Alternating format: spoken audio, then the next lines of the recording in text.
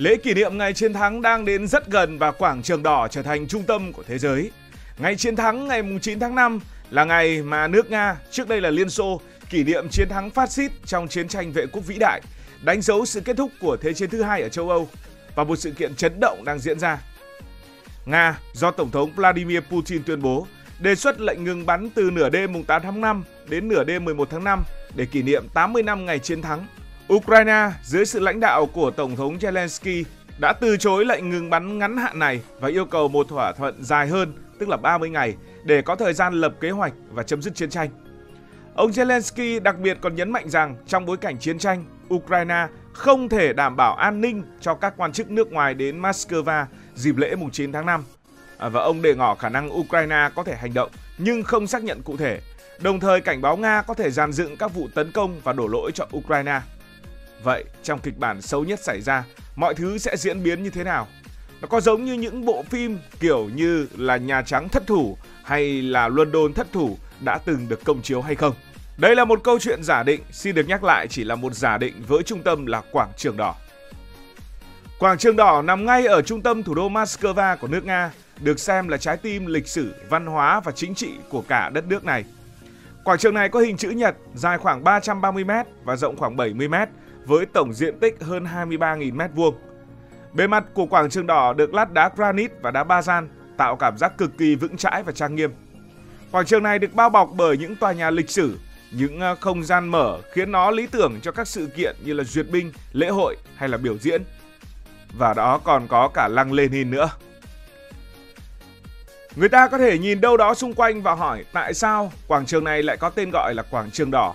Và tên gọi này thường khiến người ta suy nghĩ nó liên quan đến màu sắc ở quảng trường hoặc là ý nghĩa chính trị, ví dụ như là màu đỏ trong quốc kỳ của Liên Xô trước đây. Nhưng thực tế trong tiếng Nga cổ, từ Krasny ở tên của quảng trường này không chỉ có nghĩa là đỏ mà còn mang ý nghĩa là đẹp hoặc là lộng lẫy.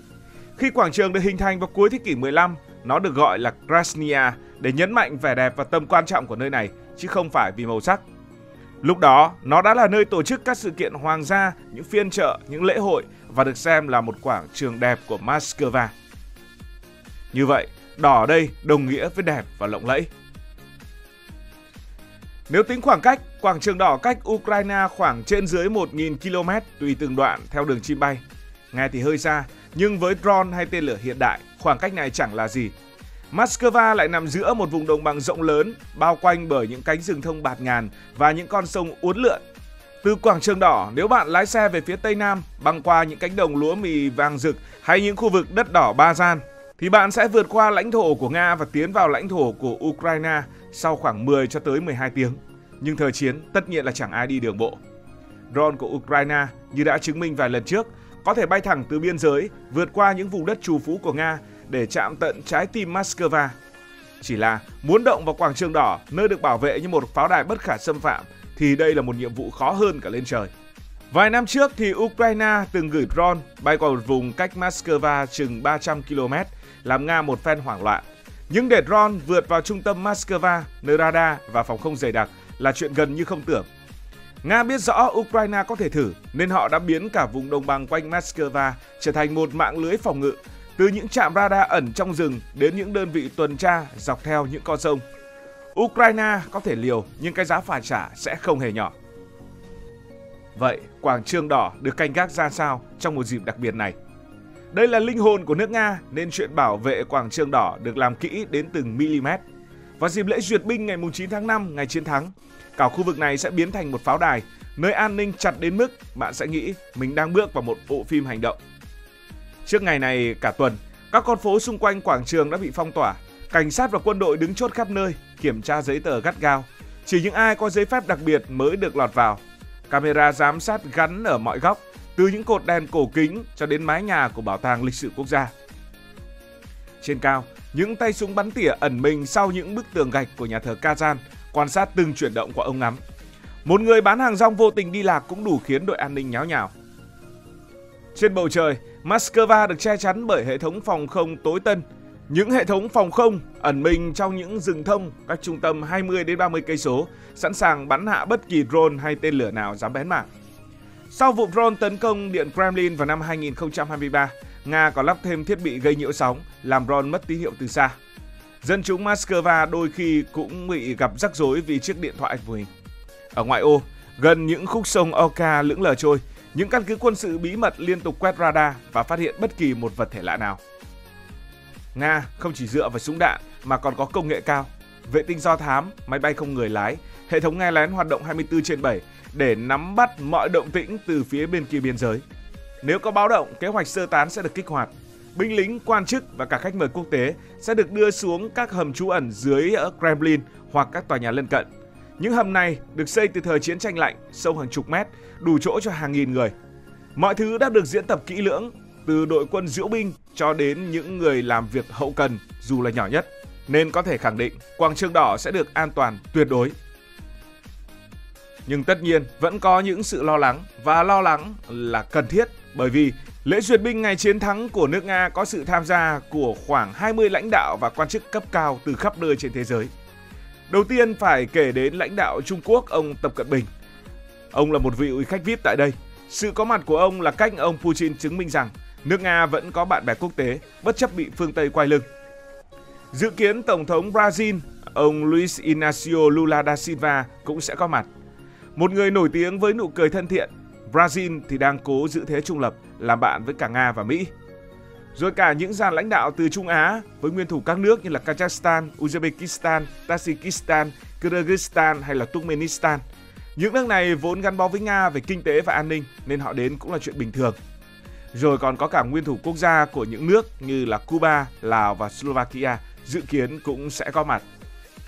Không chỉ có dàn lãnh đạo, lễ duyệt binh còn có quân đội các nước tham gia làm cho không khí thêm phần rầm rộ. Những đội quân này đến từ Trung Quốc, Kazakhstan và những quốc gia khác. Họ sẽ bước đi tăm tắp bên cạnh lính Nga, giúp cho quảng trường đỏ như rung lên. Và Việt Nam cũng sẽ tham gia sau khi Nga mời Việt Nam cử lực lượng tham gia duyệt binh tại quảng trường đỏ để thể hiện sự tôn trọng và đánh giá cao vai trò của Việt Nam. Đây cũng là minh chứng sống động cho mối quan hệ hữu nghị truyền thống, đối tác chiến lược toàn diện giữa hai nước, đặc biệt trong lĩnh vực hợp tác quốc phòng và kỹ thuật quân sự.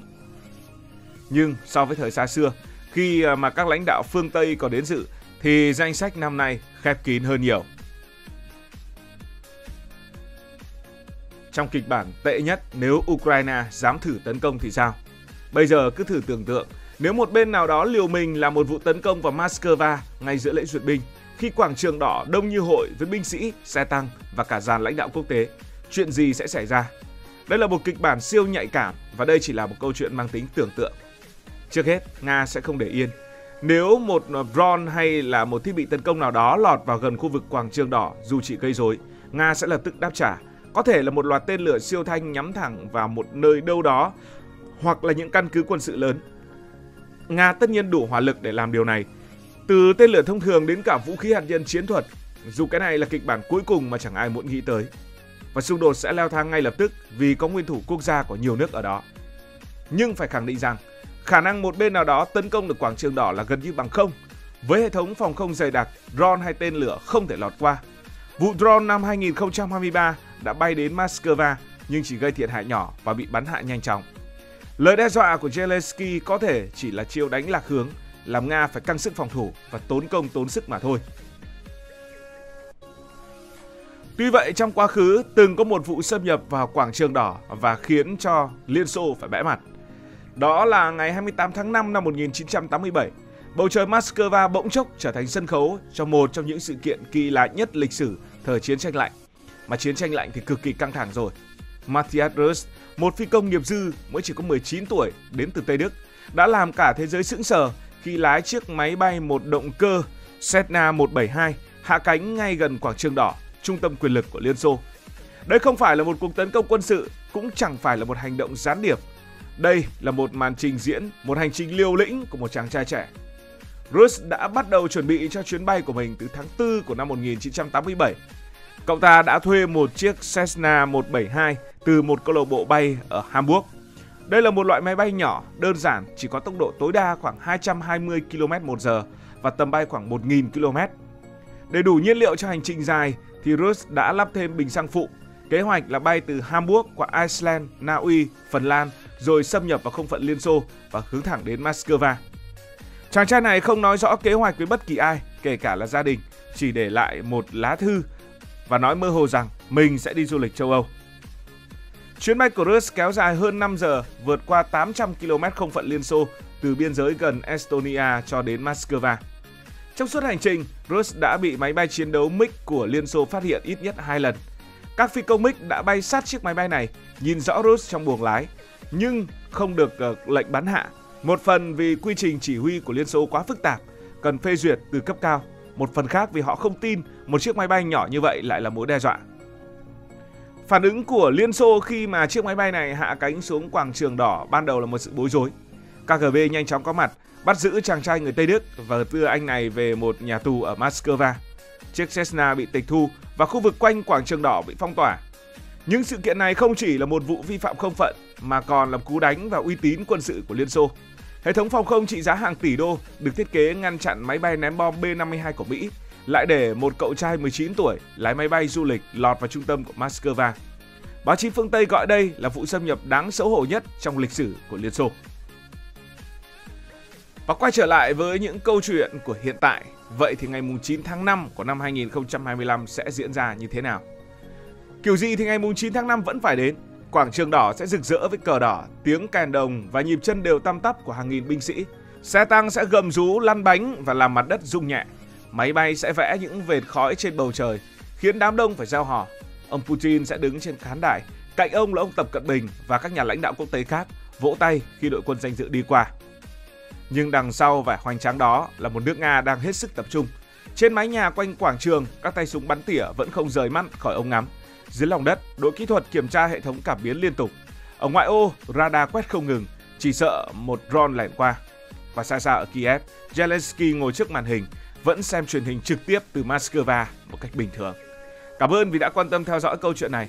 Nếu cảm thấy thú vị, bạn có thể nhấn nút đăng ký kênh, bật chuông thông báo và chia sẻ. Còn bây giờ thì xin được nói lời chào tạm biệt. Cảm ơn các bạn đã dành sự đồng hành cùng Hải Thanh Story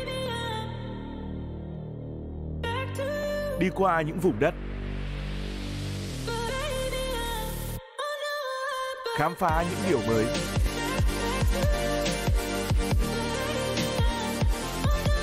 Đừng ngần ngại, hãy để lại những góp ý và xin được hẹn gặp lại.